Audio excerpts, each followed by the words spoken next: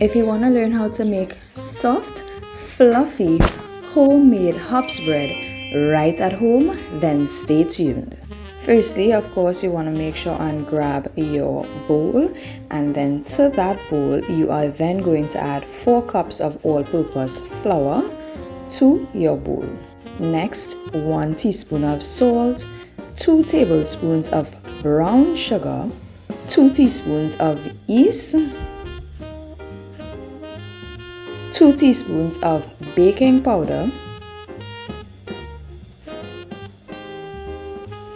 4 tablespoons of butter, and this is what my butter looks like before it's melted. Before I add that butter, I am mixing all of those dry ingredients really well into my flour before adding in my melted butter. And I simply melted my butter in the microwave for 30 seconds and then applied it to my dry ingredients. Next, you want to add half cup of lukewarm milk. You can feel free to add evaporated milk or whole milk, whichever one you choose to use. That's entirely up to you. It really doesn't matter what type of milk you use. Then you want to go ahead and give that a nice mix before adding in your water.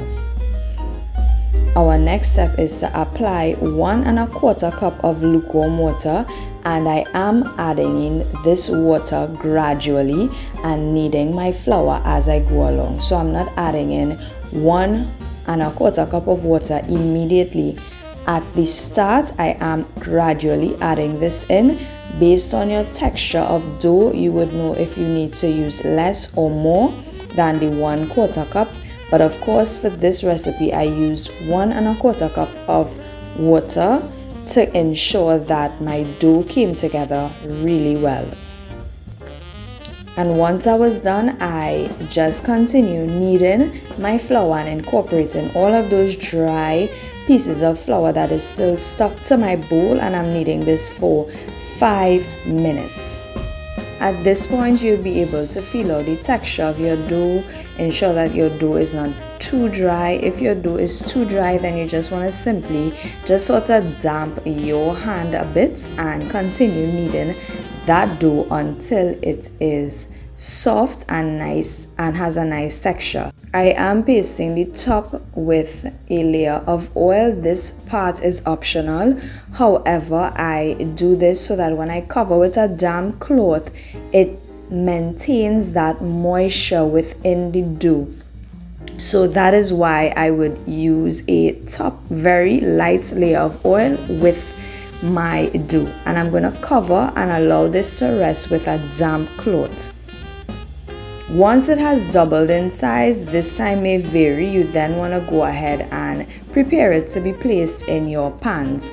And I am here just preparing my pan, buttering my pan with some margarine. You can feel free to use butter or margarine, that is entirely up to you. For this recipe, I chose to use margarine. And I'm just lightly dusting my surface and adding my dough to my surface, and I'm just going to cut this down in half, and I'm saving one piece, so I'm just going to roll this up into a bowl and save this piece while we work on that first piece of dough there. And this is just to be able to manage your dough much easier. This is the method that I use, and I'm going to roll it out. I did not form it into a ball first. I just simply rolled it out into this long log-like shape and then cut them into smaller pieces. And this is the method that I'm using to fold in my dough and make those hops bread shape. And I'm just squeezing the top so that we close it up, and look at that beautiful ball that we just got there. Once that is completed, you would then want to move on to the second layer of your dough, and you want to repeat those same steps, and this is what they would look like afterwards. I am using the same method of applying oil to the top of my dough, and this is going to go into my oven to raise on 180 degrees for 20 minutes. This is what they look like once they have risen for that 20 minutes in the oven, and then you're gonna simply bake them on 375 degrees for 20 minutes, and these are how they look. Once they're out of the oven, you then want to glaze with butter or margarine. Again, this is optional for you, whichever one you choose to use. However, I am using that same margarine that I used previously within the recipe itself to glaze the top of my HOPS bread. I find it gives it a nice coating, a nice shine, and it helps also add softness to the top of your HOPS bread as well. Once that is completed, this is what they look like. They are looking so beautiful.